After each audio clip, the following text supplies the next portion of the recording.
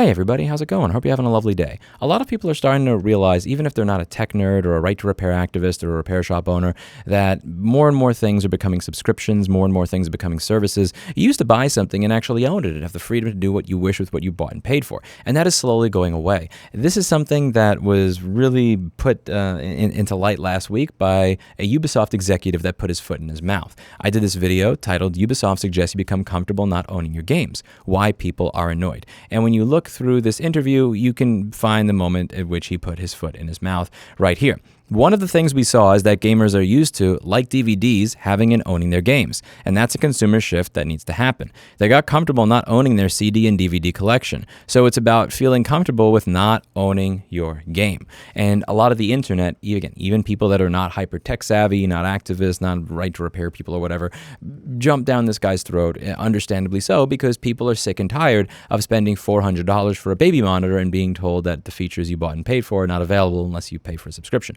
They're tired of paying for a camera and then the features they bought and paid for not being available until they give them more money. They're tired of paying for software and then being told that they're no longer allowed to activate it unless they pay for a new one. This whole concept of ownership is something that we used to hold dearly in society. You bought something, you paid for it, it is yours, you can do what you please with it as long as you're not harming others. And that's slowly turning into, you gave me money, but you didn't give me enough. I have the right to take away features and functionality and ask for more money from now until the end of time. And people are sick and tired of that. They're sick and tired of everything being a service, everything being a subscription. I pay for the service of having gas delivered to my home. I am not going to pay for the service of a game that I bought and paid for. And that's something that people are really starting to push back against. The reason that so many people jump down this man's throat is because this is never done for the benefit of the consumer. Now, to the credit of the executive, he did say the point is not to force users to go down one route or the other. We offer purchase, we offer subscription, and it's the gamer's preference that's important here. Let's figure out if that's actually true. Ubisoft is a company that literally days after this interview, where they're trying to explain to the end user why they should be comfortable not owning their game,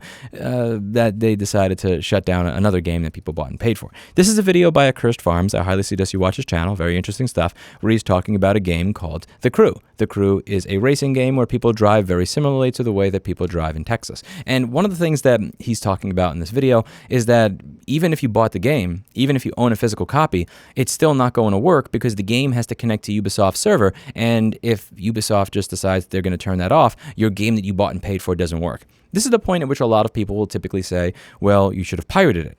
But this is an issue of piracy. It doesn't matter if you pirated the game needs to connect to their server in order to work and function. So even if you have a pirated version, you're still kind of screwed. If you have a physical media copy versus a streaming copy, again, it doesn't matter because the disc itself, the program in there, needs to connect and work with Ubisoft servers in order for the game to actually work. So you could own a physical copy. It doesn't matter. It doesn't matter if somebody just to crack it or anything like that. At the end of the day, you're purchasing something that's not actually yours. So Ubisoft is coming out here and saying people need to become comfortable not owning their games.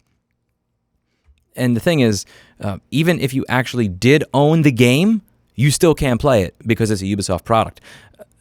And that's the serious problem we have here. Even how do you, why would I trust you when you tell me I should be comfortable not owning things anymore when you're literally trying to take the things that I already own and stop them from working? This could not be worse PR if you tried.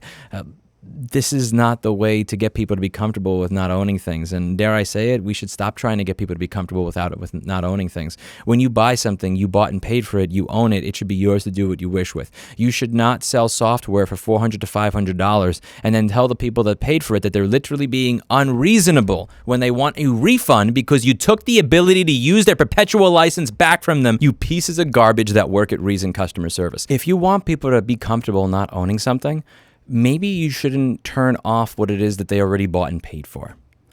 This is not a way to get people to be comfortable with not owning what they bought and paid for. This is a way to get people to be so skeptical that even when they buy and pay for something, they still expect to be screwed, which at the end of the day may lead to less people buying your stuff to begin with.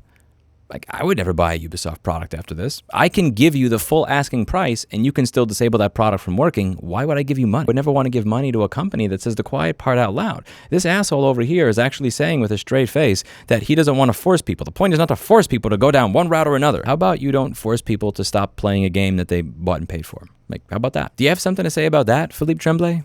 Something tells me you don't. That's it for today, and as always, I hope you learned something. Never give money to Ubisoft. Ever, ever, ever, ever, ever. They do not respect you, they do not care about you, they do not give a fuck about you, and they are saying the quiet part out loud. Get comfortable with not owning what it is you bought and paid for, and not just into the future. They're going to be applying this retroactively. So enjoy your broken games.